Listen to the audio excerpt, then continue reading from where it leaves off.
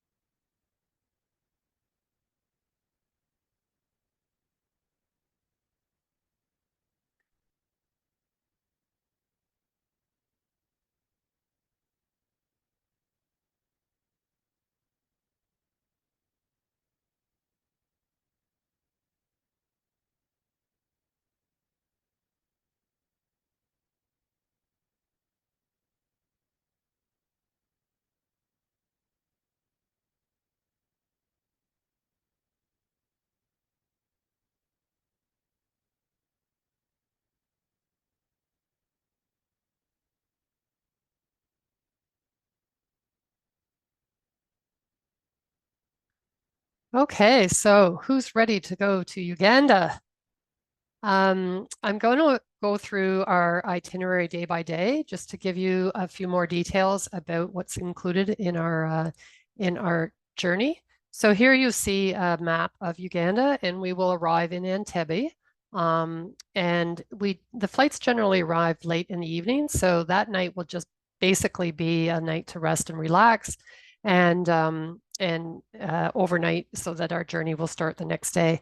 But you can see from this slide that we will go up from there. We'll go north to Murchison Falls National Park, and then we'll make our way back down towards the south, and finally we'll end here in Entebbe or in Bwindi, and that is where we will do our mountain gorilla trekking, and then from there we'll fly back to Entebbe. So our first day on the road, day 2 of our itinerary, we will head north and we will stop at the Ziwa Rhino Sanctuary. And this is a great project. It started in 2006, where they brought in 6 southern white rhinos. Prior to that, Uganda had no rhinos. They were extinct due to the civil war that was going on in their country. So the 6 rhinos in 2006 have now had very successful births, and due to the conservation efforts, they're now up to 41 rhinos. So we will get a chance to walk with the rhinos there. Last time I was there, our group walked with 22 rhinos, but there have been more births since then, so maybe we'll walk with more this time. And we'll do the rhino walking, and then we will overnight in the lodge right at the sanctuary. So the next day, we are heading up north to Murchison Falls National Park, and this is the largest park in Uganda. We will start at the top of the falls, which is the Nile River. And the Nile River actually starts in Uganda at a place called Jinga off of Lake Victoria. At this Murchison Falls, the water channels through a gorge that is only 7 meters wide. So you have all this capacity of water filtering through this gorge, and it creates quite an amazing sight. So we will stop there for a photo shoot and a look around, and then we'll head to our lodge, which is in the park itself. So this is exciting because it's our first day of game driving, and here we can expect to see many different animals. This is home to the big 5, with the exception of the rhino, which we would have seen the day before. But for sure, there's elephant, buffalo, lions, leopards, lots of antelope, primates, and lots of birds in this area. So we'll start our game driving here. And just to kind of give you an idea of the animals that you might be able to see on the game drives. This picture here, I like to point it out because there's actually a leopard sleeping in a tree up here. And I like to show this because these animals below, the buffalo and the giraffe, they have no idea that danger is so close by. So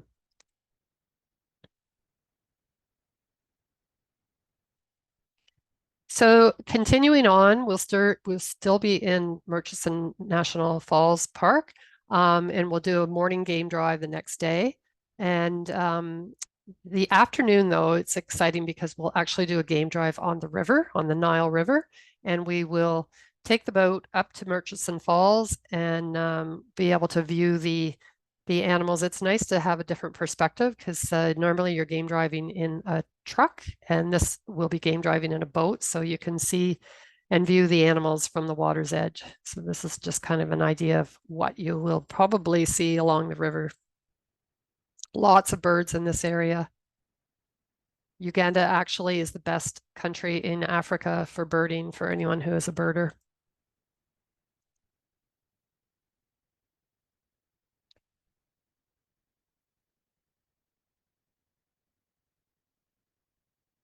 And then, of course, our destination that day is to get to the falls and see the falls from below. Our next day, we have another full morning of game driving as we head further south. And we will leave the park and go through some beautiful scenic country to the town of Hoima. And here we will be staying. We'll stop. We won't. We'll be going through several villages along the way. We usually stop for a coffee. This girl on the right here is one of the hosts at the Hoima Cultural Center where we will be staying. And here we'll stay in these nice little bomas. And that evening, we will learn about local cultures and traditions and be entertained by local musicians. So the next day, day 6, we're heading towards the Kabale Forest. And this is a really important ecotourism destination.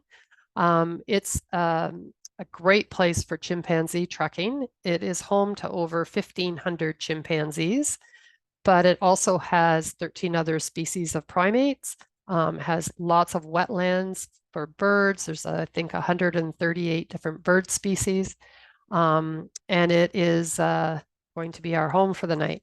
So here we are. We usually do the gorilla trekking or the chimpanzee trekking in the afternoon. So here we are getting our briefing on what to expect before we go out on our trek. And then we will trek through the forest looking for these chimpanzees.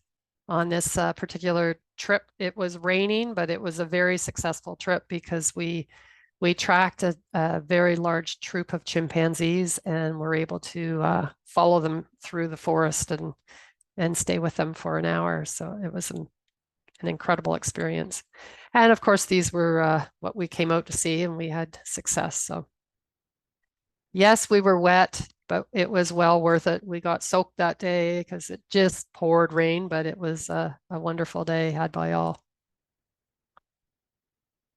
So then we would go back to the lodge and, of course, celebrate the wonderful day we had. Our next day, we are continuing south towards Queen Elizabeth National Park. This is a beautiful area sprinkled with crater lakes, which you'll see here in this photo. It's also a very scenic, all of Uganda is a scenic have scenic areas to drive in. We will cross the equator today, so this is where we will stop and get a photo stop. And then we will arrive at Queen Elizabeth National Park. So here, this afternoon, we also will have a river safari, and this will be on the Kazinga Channel. Now, the Kazinga Channel has it has one of the world's largest concentration of hippos. So we'll be sure to see some hippos. We'll see Nile crocodiles, buffalo, often elephants coming down to drink, hundreds of bird species. In Queen Elizabeth National Park alone, there are over 600 species of birds. So it's kind of game viewing at its best. So here's kind of an idea, hippos in amongst the buffalo as well as the birds. So lots of bird life in this area. The animals coming down and leaving, coming down for water on their way back. Lots of birds. And so the next day, we're still in Queen Elizabeth National Park, but we'll go to a different area of it. And on our last trip, we were really fortunate to see a mama lion with her cub. You see here on the left-hand side. So we'll do some game driving there, but we'll also be doing a women's cooperative in the afternoon. So in the morning, we'll do our game drives, some animals that you can expect to see. Last time we were there, we saw a very large herd of elephants. Lots of monkeys as well.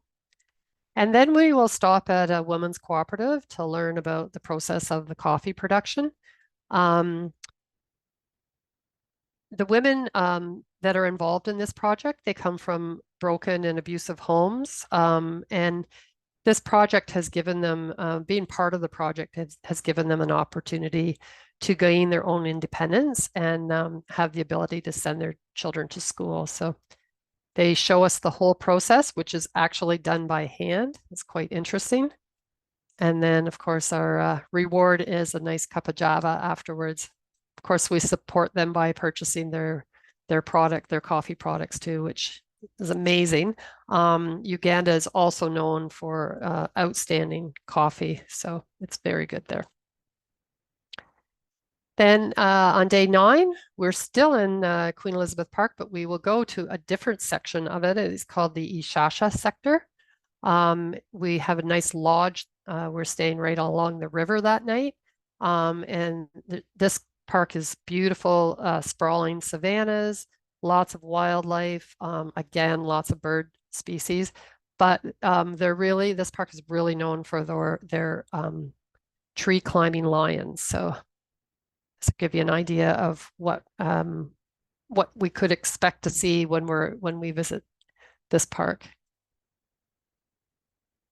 Big male lion lounging. They like to go up in the trees because there's more breeze up in the trees, so they have less bugs up there.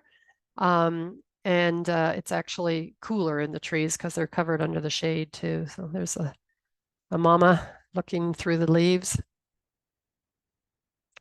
And this doesn't happen very often, but on this particular trip, the lions came down from the tree and came right towards our vehicle, which happened to be there was a puddle on the side of the road right in front of our vehicle. So this was a photo opportunity that you don't get every day, but I was very glad to get it. So some sunsets that you can expect in the savannah when the end of the day.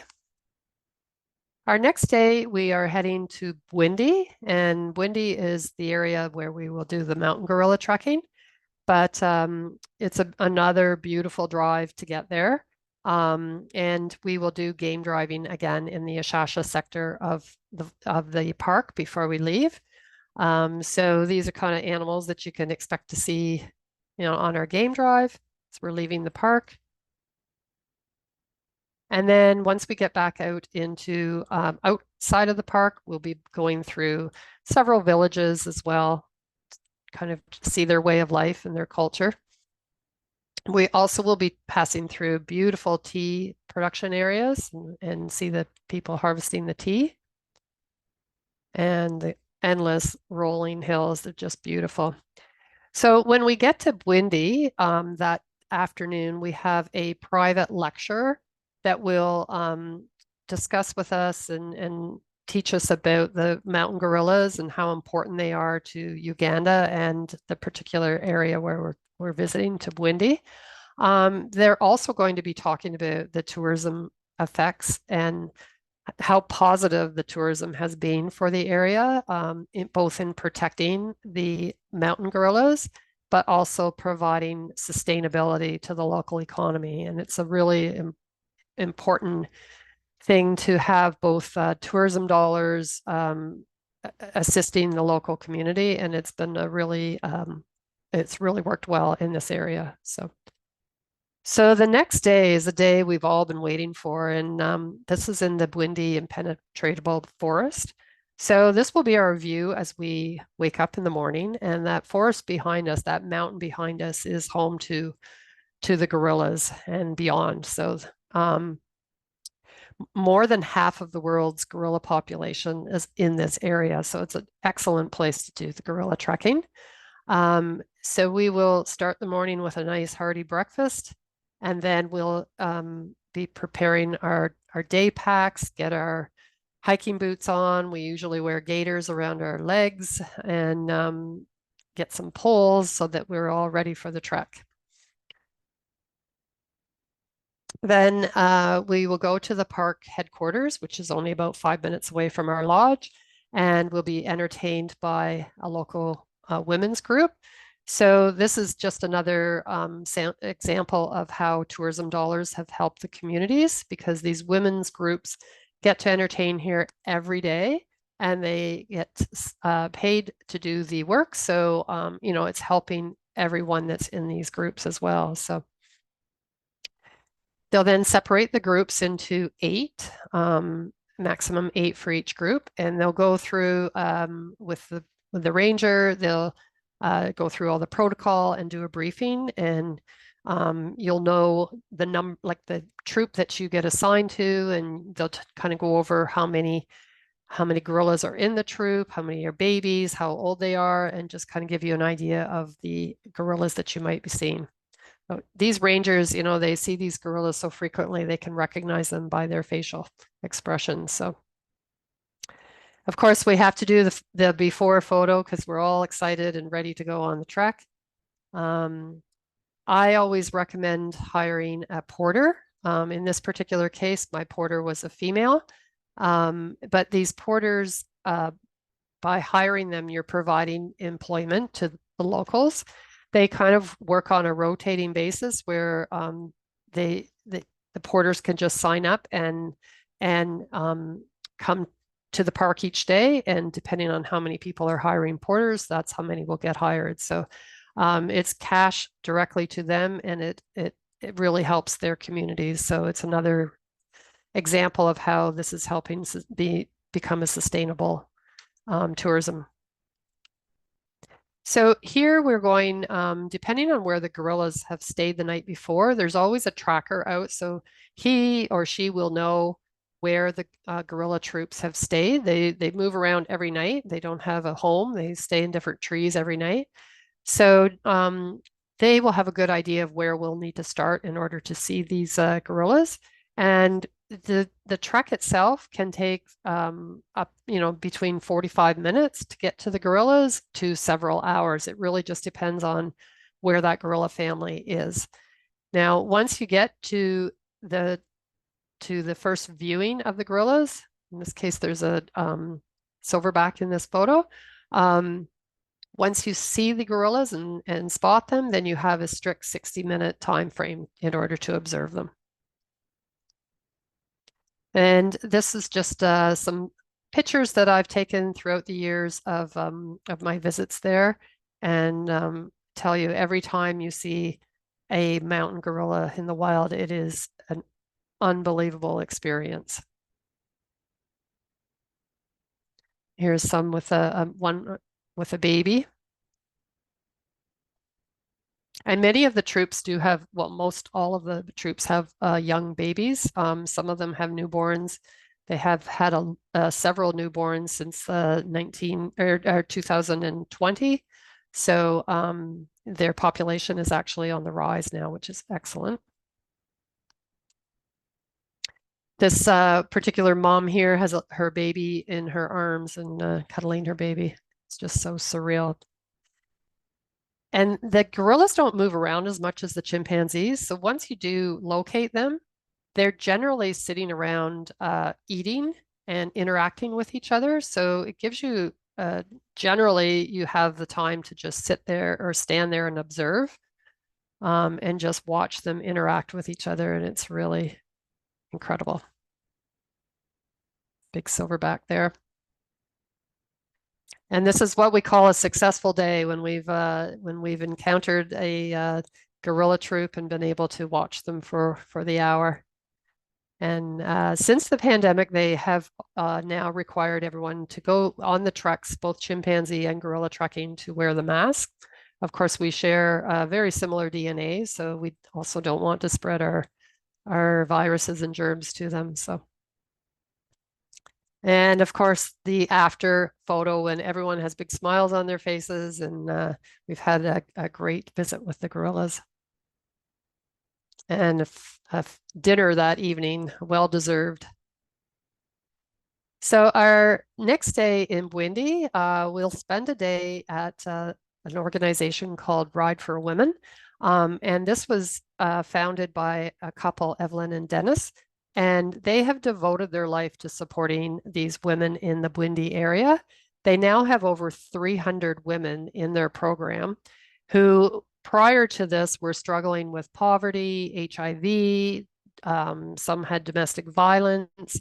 And this program that they have designed offers them skills such as sewing, weaving, dancing, singing, and drumming. They also offer microfinancing. And many of these women have now started their own businesses and have been quite successful. So it's fantastic program, and we're very proud to be a part of it and support it. So we'll spend the most part of a day there, just with the other women, learning their techniques and how they're weaving and they're sewing. And this is part of what we always like to do when we have our tours is we like to support the communities that we're visiting. So in this particular case, we donated solar panels to 4 of the women in this community through Days for Girls, or I mean, through Ride for Women. And this is one of the recipients of the solar panel. And that one solar panel would be enough to give them 4 light bulbs in their hut. And up until this time, they had no light in their hut. So now their kids can do homework at night. The woman in the house there, she does her weaving at night. And many of the kids in the surrounding houses or huts all come to that house in the evening now to do their homework as well. So it's quite a successful project as well. Another one that we've done in the past is partnered with Days for Girls and provided sustainable, washable, feminine hygiene menstrual kits, and those are designed to last for 3 to 4 years, so they're always well received as well. So it's always a sad day to say goodbye to these women because we've spent most of the day with them, and it really truly is a remarkable day. Then our final day, it's always sad to say farewell at the end of a tour, but we have to leave at some point. So now we will be flying from Entebbe. There's an airport not far from Entebbe. Our drivers and guides will drive us to. And we say farewell to our guides, and we will board a plane to fly to Entebbe. We used to drive, and it's actually a very long drive and a very bumpy road. So we've done this for our last couple of trips, and it's well received. It gives us an opportunity to, when we get back to Entebbe, it gives us an opportunity to relax and reminisce about the trip we've had. We offer day rooms for the day because our flight will typically leave late in the evening. So that is the itinerary day to day. So what you want to consider if you're joining our trip and traveling to Uganda, first of all, Canadians will require that their passport is valid for 6 months, which isn't unusual. You do require that there's a single entry visa requirement, and this is done online. So it's an easy process. We also recommend that everyone visit a healthcare professional that specializes in travel medicine. There might be certain vaccinations that they recommend, and also preventative medication, perhaps most likely for malaria. So we recommend that as well. You need to have a proper mobility in order to join this trip. And we require that you're able to hike for 3 to 4 hours on uneven terrain. And the deposit to join the trip is $1,200, and all the details of our trip, as well as the pricing and inclusions, can all be found on our website, broadescapes.com. So I'm going to open it up here now. I'll stop sharing and I'll open this up to question and answer. I'll see if there are any questions in the chat box. I don't see any. If anyone has any questions, I think you can now unmute yourself and you could ask if you don't want to type them in the chat box.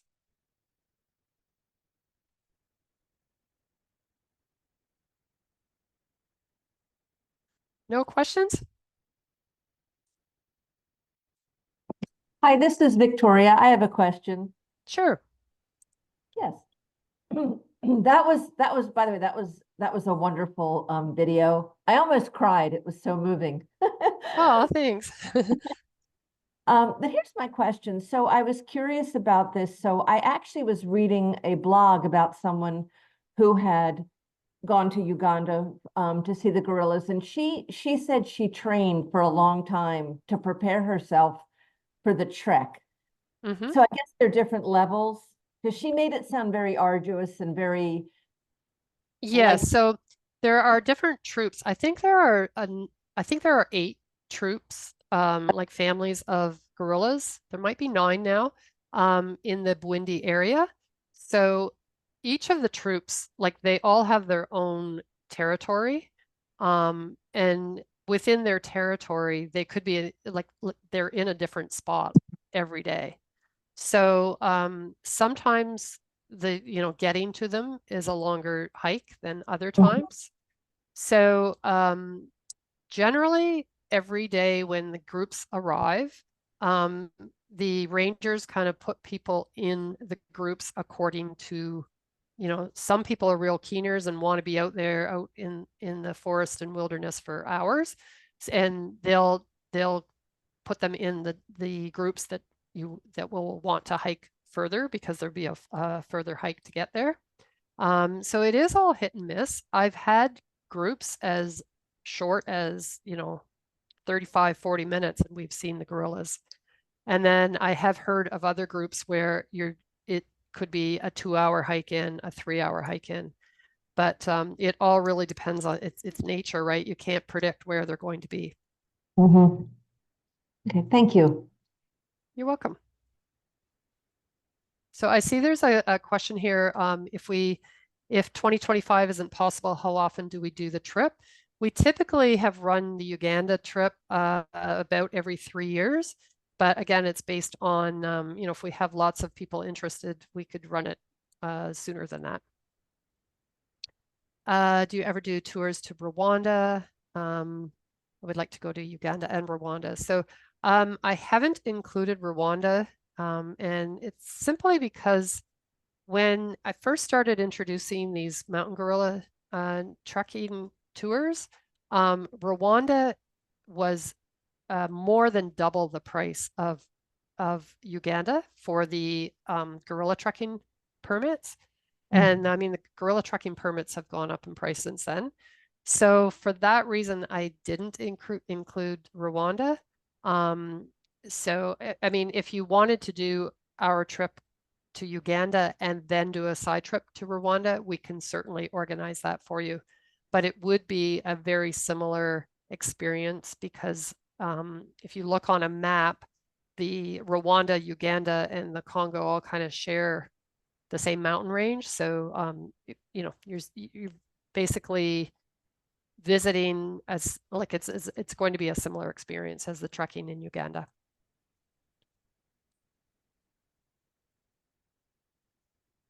Someone has also asked, what is the name of the local tour company we use? So we outsource our own companies that we provide work in partnership with, and they're always destination management companies. So we work directly with that destination management company. Any other questions?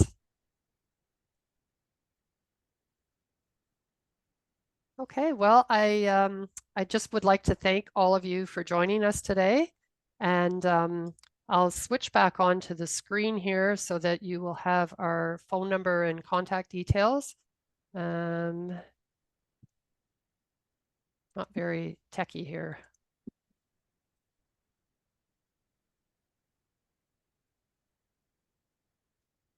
Okay, so that's our phone number. If you need to reach us by phone, 1-800-265-7022, and info@broadescapes.com if you would like to send us an email. And again, thank you for joining us. We look forward to any questions you have, and I personally look forward to the opportunity to showcase this wonderful destination with you. I will be leading this trip, and we will have 2 fantastic guides in destination. So I hope to have the opportunity to have you on board. Thank you again.